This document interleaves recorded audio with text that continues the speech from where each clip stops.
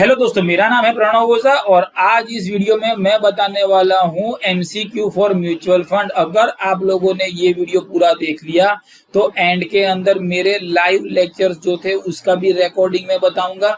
Mutual fund की NAV कैसे calculate करनी है, हो सकता है कि इसके ऊपर भी सम आ जाए तो उसकी भी मैं यहाँ पे लिंक जो है वो शेयर कर दूंगा। और मेरे कोई दूसरे भी ये रिलेटेड टॉपिक के है तो वो वीडियो भी यहाँ पे मैं रख लूंगा। तो चलो दोस्तों, ये वीडियो को आप एंड तक देखिएगा।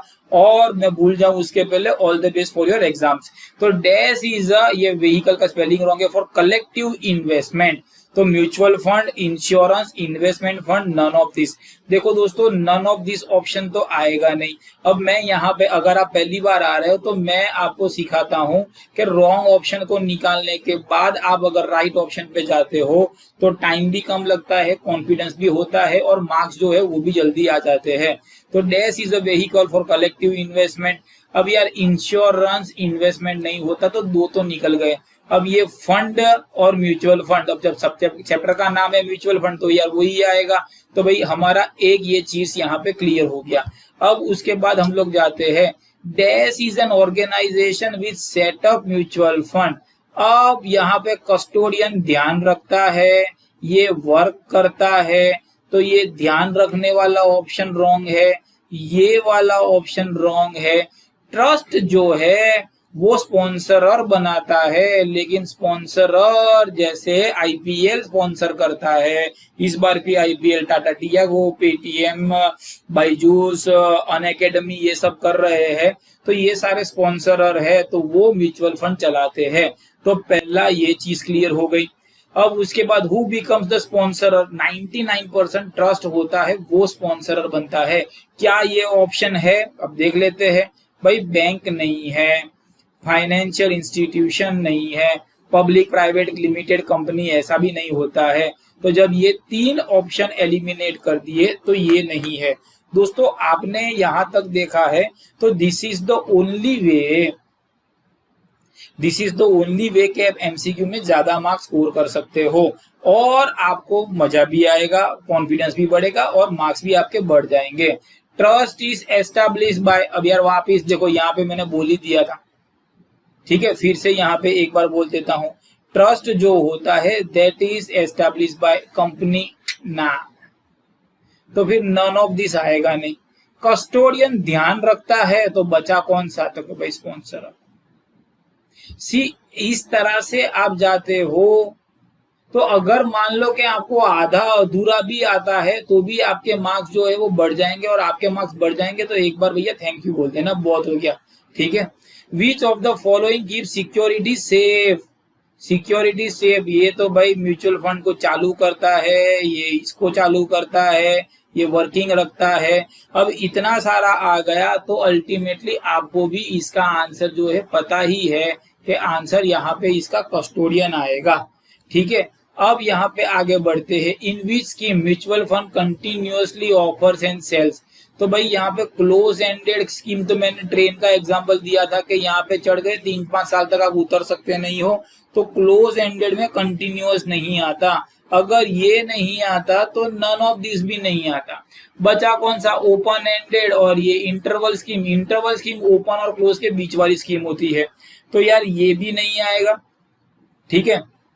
तो बचेगा कौन सा, तो भाई ओपन एंडेड स्कीम। तो ये वाला ऑप्शन जो है वो आपका राइट रहेगा। Liquidity is the key factor of dash scheme. Liquidity आपको कहाँ मिलेगी, क्लोज में। तो भैया आप राह देखो, जब तक ये चलेगा नहीं, जब तक ये चलेगा नहीं तब तक आप इसको बेच सकते नहीं हो। तो यार क्लोज नहीं है तो क्लोज ओपन वाला भी नहीं लगेगा। लिक्विडिटी स्कीम नहीं होती, लिक्विडिटी फंड होता है। तो देखो दोस्तों, मैंने ये एलिमिनेट किया, ये एलिमिनेट किया, ये ऑटोमेटिकली मेरा यहाँ पे ये वाला आंसर आ जाता है। विच स्कीम है वो fix corpus and stipulated maturity period, 2 से 5 साल के लिए। ऑल ऑफ द अबाउ तो आएगा नहीं। चलो एक तो मैंने यहाँ पे कर दिया, फिक्स्ड होता नहीं है, बिकॉज यहाँ पे मैंने बोला था बार बार आप ले सकते हो, बार बार आप बेच सकते हो। तो दोस्तों यहाँ पे 2 ऑप्शन तो हमारे एवे ही निकल गए। तो अब इसके बाद बचा कौन सा ऑप्शन, तो भाई यहाँ इंटरवल और क्लोज, लेकिन फिक्स मैच्योरिटी वाला हो जाएगा तो यहाँ पे ऑप्शन कौन सा आ जाएगा कि भाई क्लोज वाला।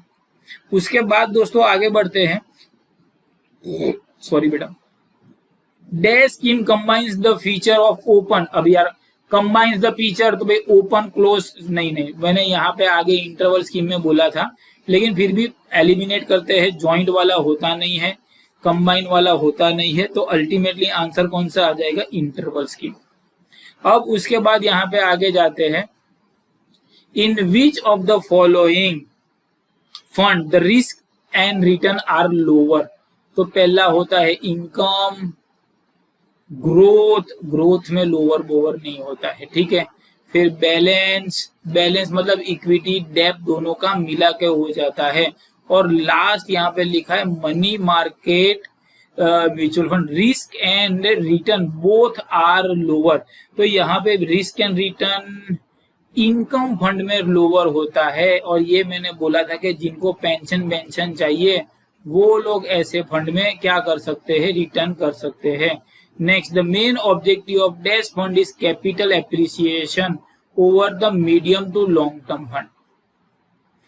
कैपिटल एप्रिसिएशन मैंने यहाँ पे ये भी बोला था कि जो बंदा 20 साल का है, 25 साल का है या 30 साल का है, उसको मूडी बनानी होती है जिसको हम लोग कैपिटल बोलते हैं, तो उसके लिए उनको कौन सी स्कीम रखनी पड़ेगी, उसके लिए उनको ग्रोथ स्कीम करनी पड़ती है। तो इनकम फंड कौन सा यहाँ पे लिखा है, ग्रोथ फंड, तो मनी मार्केट नहीं होता है, बैलेंस तो भाई इक्विटी डेब्ट का होता है, तो एप्रिसिएशन के लिए इनकम फंड नहीं होता है, तो अल्टीमेटली यहाँ पे सम क्वेश्चन नंबर 21 का आंसर जो है वो आ जाएगा हमारा ग्रोथ फंड का। विच of the following funds provide capital appreciation on regular basis, क्या लिखा हुआ है बेटा, रेगुलर बेसिस कैपिटल एप्रिसिएशन भी है और ये भी है, ये खाली इनकम प्रोवाइड करता है, ये खाली एप्रिसिएशन करता है, मनी मार्केट नहीं होता है, तो बचेगा कौन सा, ये वाला। विच फंड प्रोवाइड्स हाई लिक्विडिटी, दबा दब माल बेचो, तो भाई यही होता है, बैलेंस भी नहीं होता है, ग्रोथ भी नहीं होता है, इनकम फंड होता है। तो 23 का यहाँ पे आंसर क्या हो जाता है कि भाई ये शॉर्ट टर्म के लिए यहाँ पे रखते हैं। In which of the following fund security are issued and traded in the domestic financial market, तो फिर यहाँ पे तो डोमेस्टिक ही आएगा, ऑफशोर तो बाहर होता है, बैलेंस इक्विटी डेब्ट का होता है, ये इनकम के लिए होता है। और भैया last, which fund attract foreign capital, income, growth, balance, offshore, बराबर, सिंपल सा हो गया। तो दोस्तों ये था हमारा पार्ट 1 ऑफ म्यूचुअल फंड। आपको ये वीडियो कैसा लगा, आपको नेक्स्ट पार्ट चाहिए, अगर बन गया है तो लिंक यहाँ पे ऐसे ही आ जाएगी। I wish you all the best for your exam, अच्छे से लिखिए, पास हो जाइए और एक अपना अच्छा करियर बनाइए। जय हिंद, जय भारत।